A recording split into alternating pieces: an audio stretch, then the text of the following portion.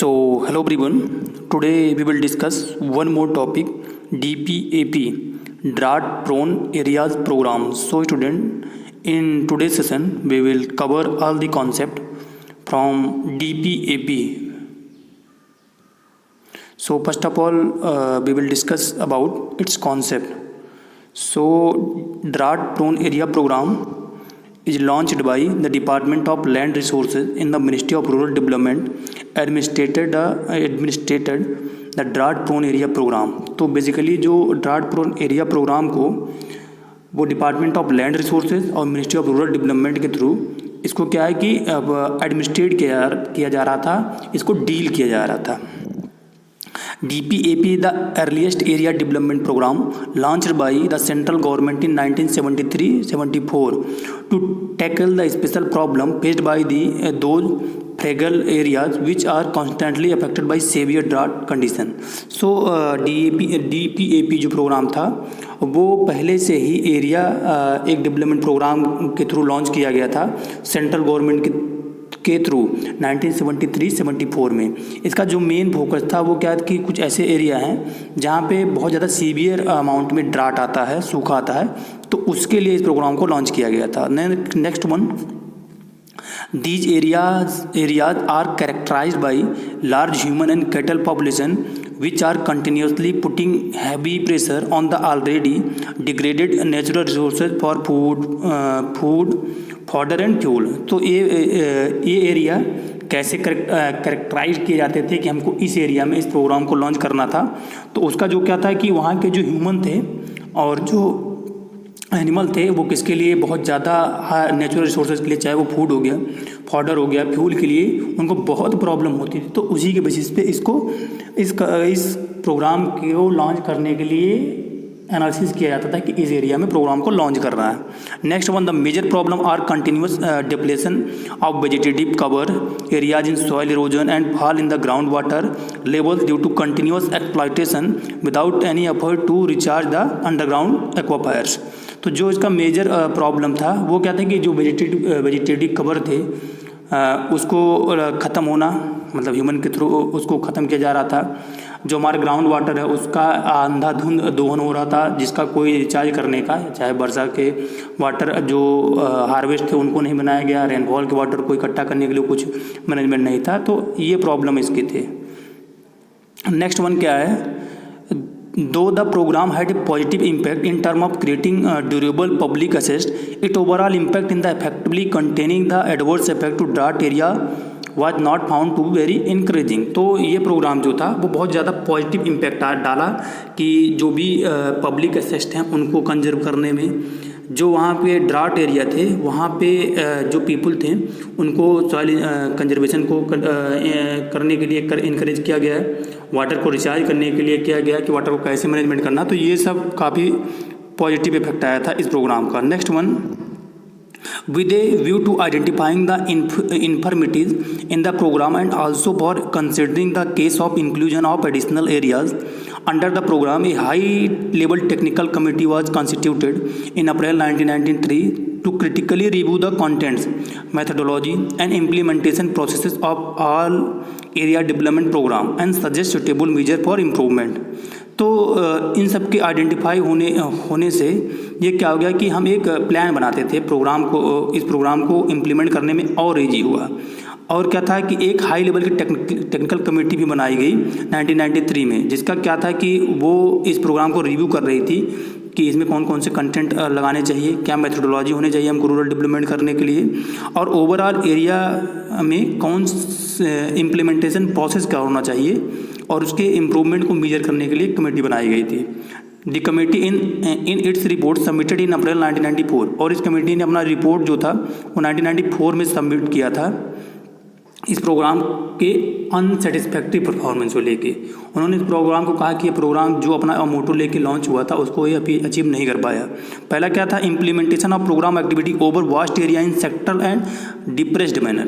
तो क्या थी, बहुत लंबा एरिया ले लिया जाता था, बट जो था फार्मर कभी कवर नहीं हो पाते थे, बस एरिया लंबा कवर हो रहा था. तो ये था inadequate allocation to the programme and programme expenditures on thinly spread over large problem area. तो इनएडुकेट जो फंड का था वो भी एलोकेशन प्रॉपर्ली उसका नहीं हो रहा था।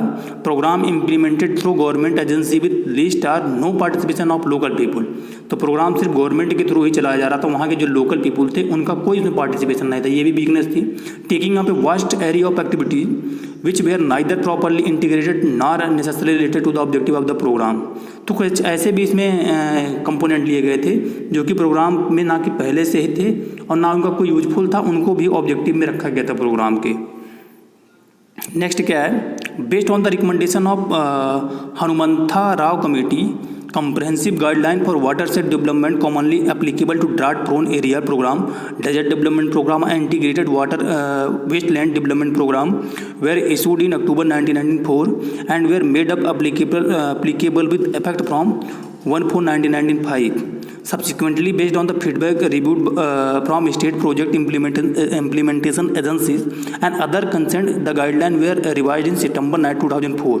तो इन सब के एनालिसिस करने के बाद हनुमंथा राव कमेटी थी, उसने एक कम्प्रहेंसिव गाइडलाइन दिया कि DPAP डेजर्ट डेवलपमेंट प्रोग्राम और वाटर डेवलपमेंट प्रोग्राम जो थे वो अक्टूबर 1994 में एक साथ मिला के स्टार्ट किए गए और उसने जो वर्क करना स्टार्ट किया वो 1995 में स्टार्ट किया और इसके लिए जो रिवाइज गाइडलाइन स्टार्ट की गई वो सितंबर 2001 में की गई। उसका अगर हम लोग करंट सिनेरियो देखें कि प्रेजेंट टाइम पे इसको क्या वर्क चल रहे हैं, under the aegis of planning commission the national rainfed area authority NRAA framed the common guideline 2004 the watershed program for all ministry department. The provision of common guidelines necessitated modification in the watershed scheme of the Department of Land Resources. Accordingly, the scheme of DPAP, DDP, IWDP of the Department of Land Resources were integrated and consolidated into single modified program called the Integrated Watershed Management Program. जो तीनों programme थे उसको IWWP में मर्ज कर दिया गया, एक साथ इस प्रोग्राम को लॉन्च किया गया 2009-10 में। और इसका जो total of 8214 project covering 39.0 million hectare, एक सिंगल प्रोजेक्ट था वो 39.01 मिलियन हेक्टेयर को कवर कर रहा था। और वाटरशेड डेवलपमेंट कंपोनेंट ऑफ प्रधानमंत्री कृषि सिंचाई योजना, तो जो इसको था ये प्रधानमंत्री सिंचाई योजना का कंपोनेंट बना दिया गया। ऑब्जेक्टिव अगर देखें हम लोग क्या थे, the basic objective of the programme is to minimise the adverse effect of drought on the production of crop and livestock and productivity of land water and human resources, thereby ultimately leading to the drought proofing of the effective area. तो objective जो इसका था कि जो adverse effect है drought का उसको minimise करना, प्रोडक्शन को बढ़ाना, चाहे क्रॉप का हो चाहे ह्यूमन को।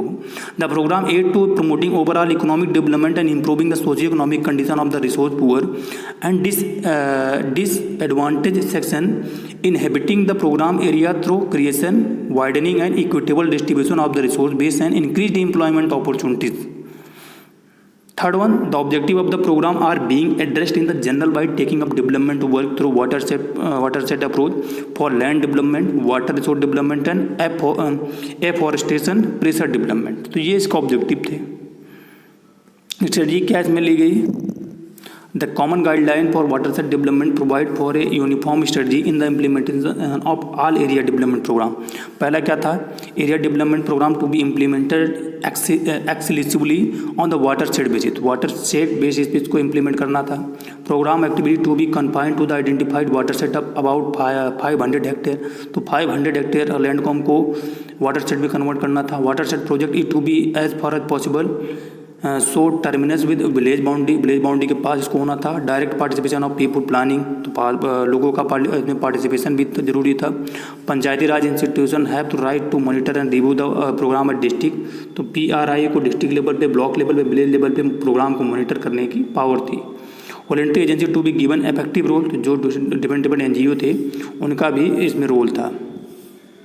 अगर कवरेज देखा जाए तो the drought prone area programme was in the operated in 6 to 7 block of 96 district in 13 state during 1994 on the recommendation of professor CH Hanumantha Rao committee. तो 6 to 7 ब्लॉक थे, 96 डिस्ट्रिक्ट थे, 13 स्टेट थे। 1994 में जब हनुमंत राव कमेटी ने इसको रिकमेंड किया था।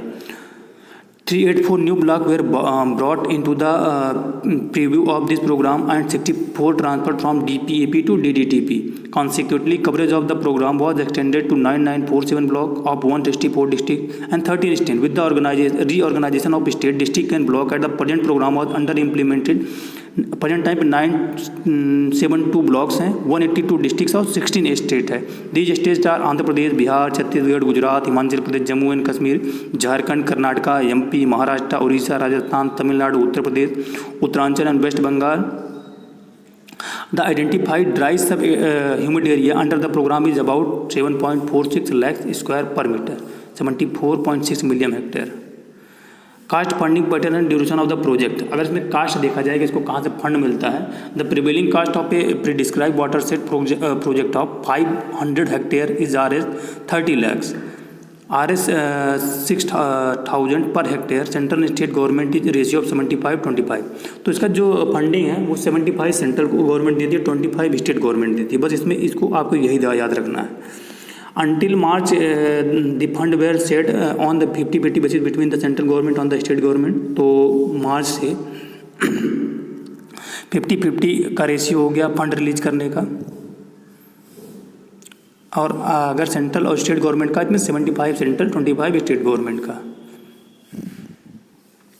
अगर इसका हम देखें प्रोजेक्ट कैसे इम्प्लीमेंट किया जा रहा है, तो DRDA district rural development agency होती है, जोनल प्रोजेक्ट, उनके साथ जिला परिषद के साथ मिलके इस प्रोग्राम को इम्प्लीमेंट करवाया जा रहा है NGO के साथ.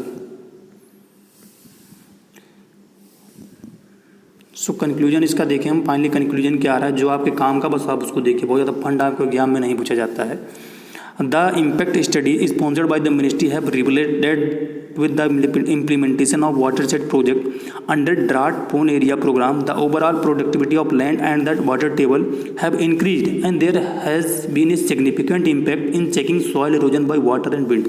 तो इस प्रोग्राम को लॉन्च करने से गवर्नमेंट को जब रिव्यू किया, फीडबैक लिया, तो उनको ये क्या पता चला कि जो वाटर टेबल था वो भी इंक्रीज हुआ, जो पैटर्न था नेचुरल रिसोर्सेज का दोहन का वो भी चेंज हुआ, सॉइल इरोजन था वो भी डिक्रीज हुआ, विंड जो था इरोजन था वो भी इंक्रीज हुआ. तो कहने का मतलब पॉजिटिव इम्पैक्ट मिला गवर्नमेंट को.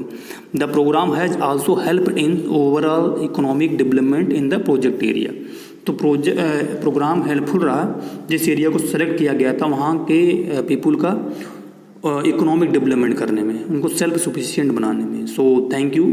आई hope this session helpful for your upcoming exam like JRF, NET and other competitive exam. So जो भी कॉन्सेप्ट थे जो आपके एग्जाम में पूछे जाने उसको मैंने कवर किया. आपको इस प्रोग्राम में क्या है कि इम्प्लीमेंटिंग एजेंसी के कौन सी है, शेयर रेशियो क्या है, कब प्रोग्राम स्टार्ट हुआ था, किस एरिया में स्टार्ट हुआ था, ये चीज़ को आपको याद रखना है. तो वीडियो को जरूर शेयर करिएगा. सेशन में एंड करता हूँ. Thank you for listening.